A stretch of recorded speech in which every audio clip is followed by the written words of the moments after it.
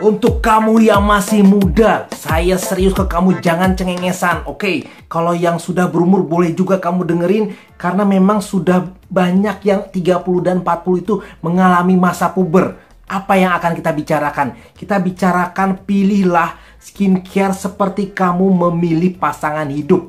Loh, hubungan seperti itu, nilailah dia secara objektif baik dan buruknya. Kalau memang pasangan kamu cantik, akui dia cantik. Kalau memang pinter, ya memang pinter. Kalau misalnya kekurangan yang dia suka selingkuh, atau misalnya lagi dia orangnya boros, suka menghamburkan uang, kamu nilai dia apa adanya. Jadi jangan kelebihannya menutupi kekurangannya. Nah, apa hubungannya kali ini? Kali ini kita akan bahas produk yang saya memang belum cocok dan dari kacamata saya secara objektif. Oke, kita mulai.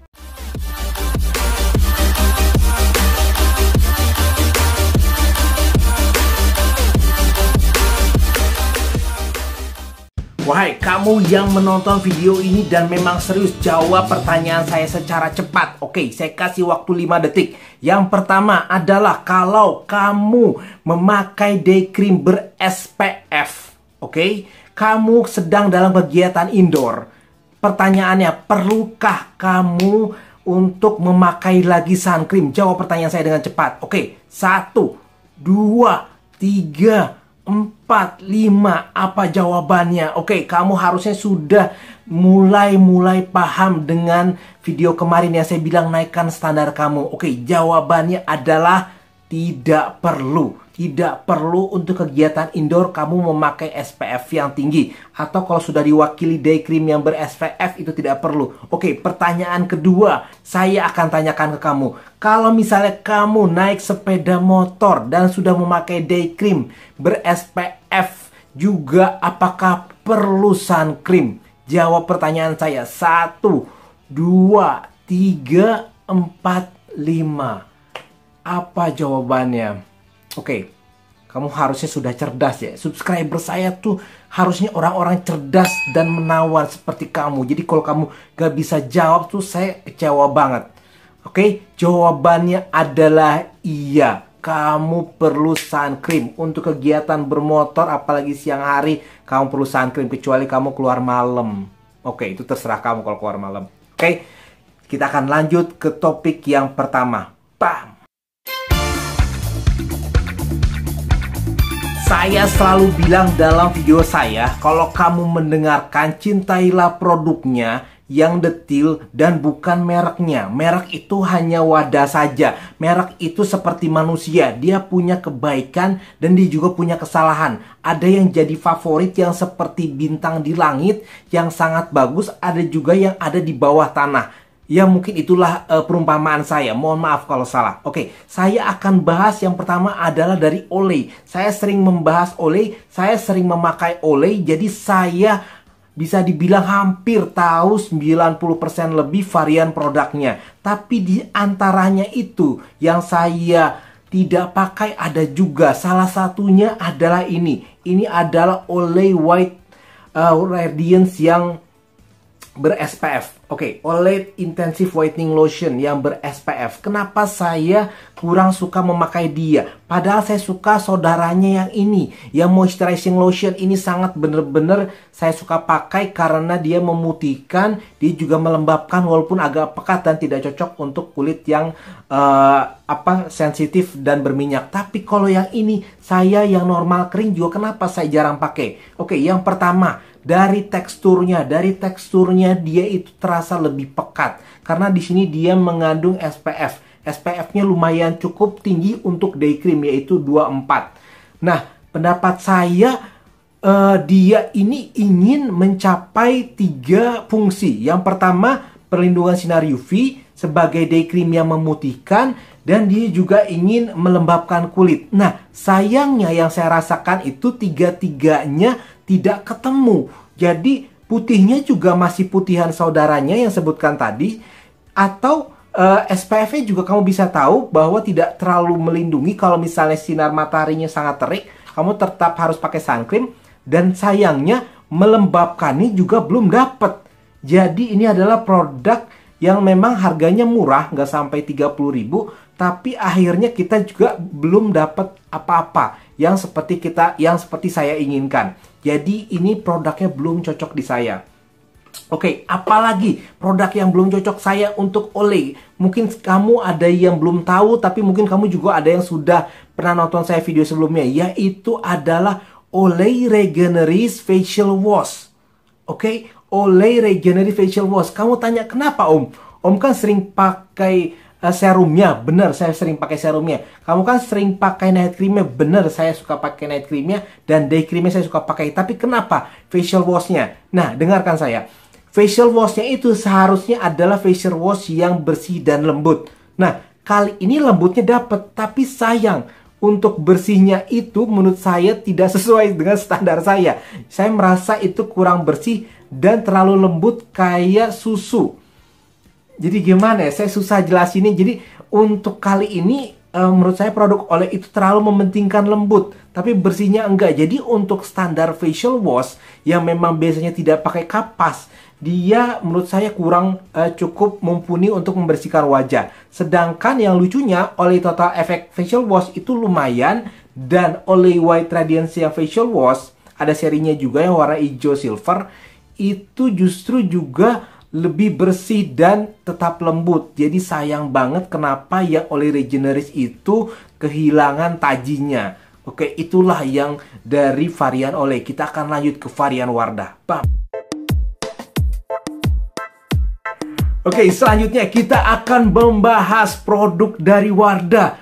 Nah, saya ingin bilang ke kamu, saya harus agak pelan-pelan nih kalau untuk bahas produk Wardah. Kenapa? Karena di sini banyak fansnya. Jadi saya waktu itu pernah punya pengalaman, saya kayak salah ngomong produk Wardah tentang apa gitu ya. Banyak banget di komentar itu banjir.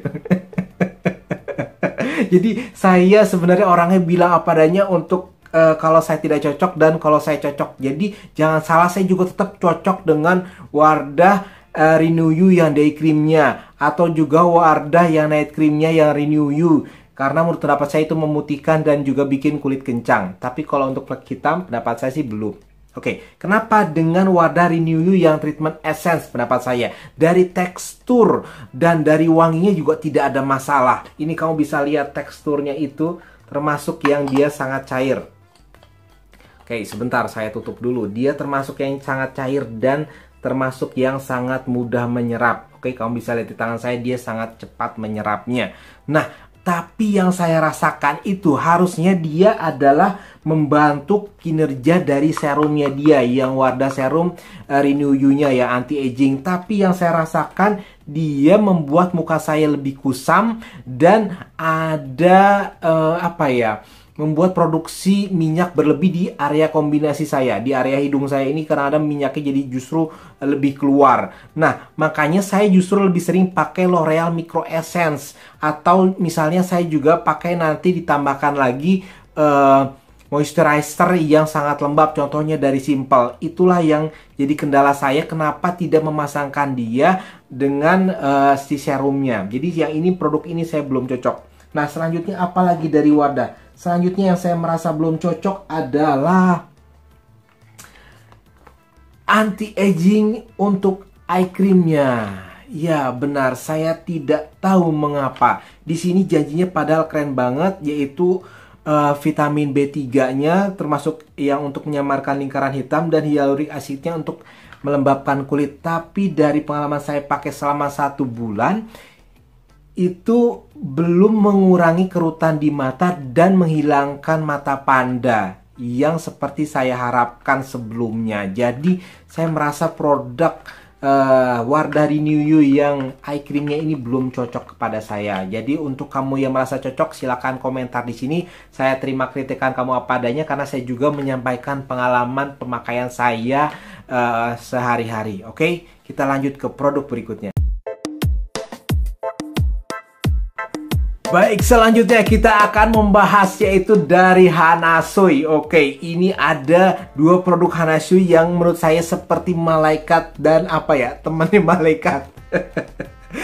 Saya gak mau ngomong terlalu kencang. Oke, ini yang pertama, ini adalah produk yang saya sangat suka. Ini adalah Hanasui Serum Propolis. Ini Hanasui Serum Propolis yang menurut saya mencerahkan wajah, melembabkan wajah, dan termasuk yang oke. Termasuk serum yang murah juga, harganya juga nggak lebih dari 60.000. Nah, sayangnya saya kurang suka dengan produk Hanasui yang ini nih, yang Bright Up Serum. Di sini padahal janjinya keren banget.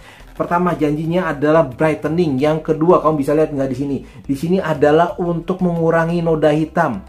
Oh, dia mantep gak tuh? Harusnya sih janjinya mantep banget, dan juga mencerahkan tone kulit. Jadi kalau kamu lihat si kombinasinya yang ada licorice, yang ada niacinamide, harusnya itu paduan yang sangat kece dan oke. Tapi saat saya memakai dia 1 bulan, itu yang tidak saya temukan. Cerahnya juga belum dapat, malah yang saya rasa itu bikin kering dan muka saya jadi agak kusam. Jadi saya merasa belum cocok, tidak seperti saudaranya ini. Saya sangat merasa cocok dan saya rekomendasikan kepada kamu. Itulah produk Hanasui yang belum cocok di saya. Satu lagi nih, saya menemukan, kamu kalau jalan-jalan ke supermarket juga kamu pasti menemukan Hanasui yang egg white. Ini adalah peel off mask. Ini kamu bisa lihat, kamu bisa lihat di sini teksturnya. Jadi dia bilangnya ini dari bahan kayak kok ini susah dibukanya ya. Oh ya, ada ke halang sama tutupnya. Ini kamu bisa lihat dia kayak dari bahan putih telur. Oke. Nah, kamu bisa lihat di sini. Ini bener-bener yang pekat dan terasa lengket di sayanya. Ini lengket nih, seriusan lengket. Kamu bisa lihat saya, tuh ya, lengket ya. Ini saya mungkin harus perlu tuangin lagi di sini. Apa saya harus praktek di jidat? Gak usah lah ya. Kasihan jidat saya jadi bahan percobaan mulu. Oke. Nah, bagaimana menurut pendapat saya? Dia teksturnya lengket, dan begitu kita pakai setelah 20-30 menit dia akan mengeras. Tapi sayangnya yang dia janjikan itu, di sini kan janjinya adalah untuk mengangkat kulit sel mati dan ada kandungan putih telur yang menjadikan wajah lebih bercahaya dan kencang. Nah, itu yang belum saya rasakan. Terasa muka lebih kencang enggak, bercahaya atau glowing atau cerah juga belum. Itu sayang banget. Jadi menurut pendapat saya seharusnya dia bisa memenuhi janji itu. Oke, satu lagi tambahan. Saya ingin membahas produk yang sangat sering dibilang untuk remaja. Semua YouTuber selalu bilang bahwa ini adalah produk untuk remaja. Saya ingin tanya ke kamu, apakah memang harusnya remaja itu murah? Produknya, harganya? Oke, saya pengen tanya ke kamu. Dari mulai kamu bayi itu biasanya produknya mahal-mahal. Kamu tahu sendiri yang sudah jadi orang tua, produk untuk bayi itu mahal-mahal. Begitu remaja produknya dibilangnya yang cocoknya yang murah-murah banget karena nggak punya duit, belum kerja segala macam. Dan begitu kamu sudah tua atau 30 lebih, produknya mahal-mahal lagi. Apakah harusnya kayak gitu? Menurut pendapat saya kayak gini. Untuk produk remaja itu seharusnya dia bukan dinilai dari murahnya, tapi ada beberapa skincare yang belum perlu. Pendapat saya kalau remaja jangan dulu pakai serum, jangan dulu pakai essence, jangan dulu pakai night cream, bahkan day cream pun belum perlu. Yang penting adalah facial wash, yang penting adalah toner dan moisturizer sudah cukup. Kalau misalnya dia keluar main bola atau lari-lari gitu ya, lari pagi, olahraga segala macam atau apapun aktivitasnya, baru dia pakai sun cream. Nah, saya cuma mau bilang bahwa yang namanya skincare remaja itu tidak serta-merta harus murah, karena itu memang identik dengan kualitas. Oke, saya ingin bahas produk yang seneng banget orang bilang untuk remaja. Baik, yang selanjutnya kita akan membahas produk Agnes Oil Control. Di sini dia dipaparkannya dengan begitu indah. Kenapa? Dia bilang di sini untuk mengurangi ekses sebum,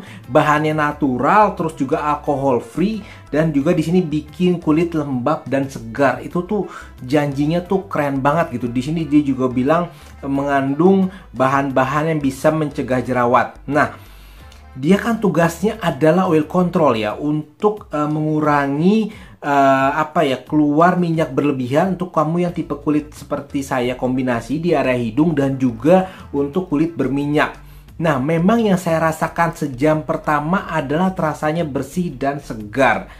Kalau lembab sih tidak terlalu, tapi inilah yang menurut saya menjadi titik baliknya. Begitu setelah 1 jam, yang saya rasakan dibandingkan hydrating toner, itu dia keluar minyak berlebihnya justru lebih banyak. Justru kulit terasa agak kusam dan agak gerah. Jadi di sini yang dia janjikan untuk bikin melembabnya justru belum terasa di sayanya. Itu yang sangat saya sayangkan.